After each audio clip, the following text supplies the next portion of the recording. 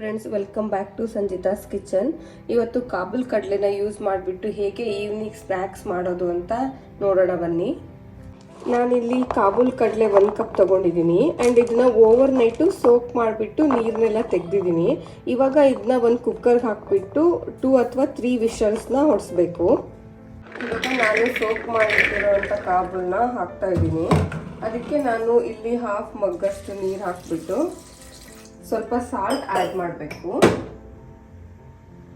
ಸ್ವಲ್ಪ salt add ಮಾಡಿಬಿಟ್ಟು 3 ವಿಷಲ್ನ ಕೂಗಿಸ್ಬೇಕು. ಇದಕ್ಕೆ ನೋಡಿ, ಇವಾಗ ಇದು ಚೆನ್ನಾಗಿ ಕಾಬೂಲ್ ಕಡಲೆ ಏನು ಅಂತೀವಲ್ಲ, ಅದು ಆಲ್ರೆಡಿ 3 ವಿಷಲ್ ಹೊಡಿಸಿದ್ದೆ, ಬೆಂದ್ಬಿಟ್ಟು ಹೀಗಾಗಿದೆ. ನಾನು ಅದನ್ನ ಸ್ಟ್ರೈನರ್ ಮುಖಾಂತರ ಸ್ಟ್ರೈನ್ ಮಾಡಿಕೊಂಡು ಎಕ್ಸಸ್ ವಾಟರ್ನೆಲ್ಲ ತೆಗೆದಿದ್ದೀನಿ.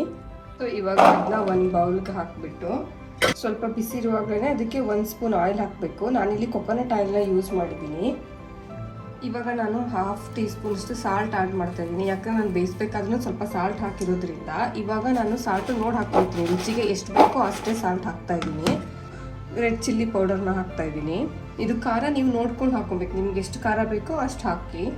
ನೆಕ್ಸ್ಟ್ ಇದನ್ನ ಚೆನ್ನಾಗಿ ಮಿಕ್ಸ್ ಮಾಡಬೇಕು. ಈ ಥರ ಅದು ಫುಲ್ ಎಲ್ಲ ಕಡೆಗೂ ಅದು ಆಯಿಲ್ ಒಟ್ಟಿಗೆ ಆಯಿಲ್ ಮತ್ತು ಸಾಲ್ಟು ಚಿಲ್ಲಿ ಎಲ್ಲದೂ ಮಿಕ್ಸ್ ಆಗಬೇಕು ನೀಟಾಗಿ.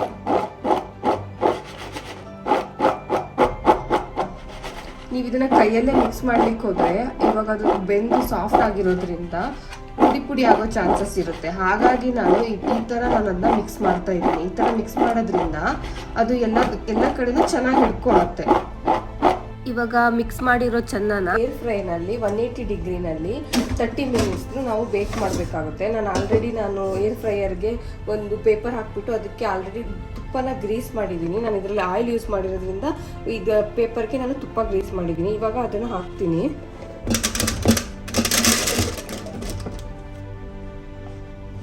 ಇವತ್ತು ಕಂಪ್ಲೀಟ್ ಆಗಿದೆ. ನೋಡಿ ಎಷ್ಟು ಚೆನ್ನಾಗಿ ಬಂದಿದೆ ಅಂತ. ಫುಲ್ ಕರಮ್ ಕರಮ್ ಅಂತ ಸೌಂಡ್ ಬರೋ ರೀತಿಲಿ ಇರುತ್ತೆ. ಇವಾಗ ಇದನ್ನ ಸ್ವಲ್ಪ ಆರಬೇಕು. ಇದು ಆರಿದ್ರೆ ಇನ್ನೊಂದು ಸ್ವಲ್ಪ ಗಟ್ಟಿ ಆಗುತ್ತೆ. ಆವಾಗ ನಿಮಗೆ ಇದು ಬೇಕರಿ ಸಿಗುತ್ತಲ್ಲ, ಇದೇ ಥರ ಬರುತ್ತೆ. ಆ್ಯಕ್ಚುಲಿ ನಾವು ಕಾಲೇಜ್ ಹೋಗೋ ಟೈಮಲ್ಲಿ ಎವ್ರಿಡೇ ಇದನ್ನು ತೊಗೊಂಡ್ಬಿಟ್ಟು ಬೇಕ್ರಿಲಿ ತಿಂತಾ ಇದ್ವಿ. ಬಟ್ ಇವಾಗ ಇದನ್ನು ಮನೇಲೇ ಹೇಗೆ ಮಾಡೋದಂತ ತೋರಿಸ್ಕೊಡ್ತಾ ಇದ್ದೀನಿ. ನೀವು ಮನೇಲೇ ಮಾಡಿ ಒಂದ್ಸತಿ ನೋಡಿ. ಎಷ್ಟು ಚೆನ್ನಾಗಿ ಬಂದಿದೆ ಅಲ್ವಾ? ನೀವು ಒಂದ್ಸತಿ ಮನೇಲಿ ಟ್ರೈ ಮಾಡಿ ಹೇಗಿದೆ ಅಂತ ನನಗೆ ಕಮೆಂಟ್ ಮಾಡಿ ತಿಳಿಸಿ. ಆ್ಯಂಡ್ ಯಾರೆಲ್ಲ ಇನ್ನೂ ನನ್ನ ಚಾನಲ್ನ ಸಬ್ಸ್ಕ್ರೈಬ್ ಮಾಡಿಲ್ಲ, ಪ್ಲೀಸ್ ಸಬ್ಸ್ಕ್ರೈಬ್ ಮಾಡ್ಕೊಳ್ಳಿ, ಲೈಕ್ ಮಾಡಿ, ಶೇರ್ ಮಾಡಿ, ಕಮೆಂಟ್ ಮಾಡಿ. Thank you for watching.